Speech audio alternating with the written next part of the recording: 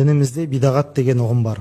Бидағат деген сөздің мағынасы, яғни дінге енгізілген жаңалық деген мағынаны білдіреді. Қазіргі уақыттарда кейбір жат діни ағымдар кез келген бидағат адасушылық деп айтып жатады.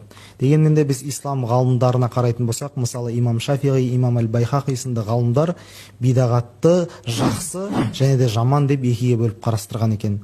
Жақсы бидағат дегеніміз Құран мен хадиске, пайғамбардың сөзіне, сахабалардың амалына сәйкес келгені, жаман дегені соларға қайшы келген дейді. Өз кезегінде бұған дәлел ретінде имам Муслимнің хадис жинағында келген мына бір хадисті дәлел ретінде келтіреді.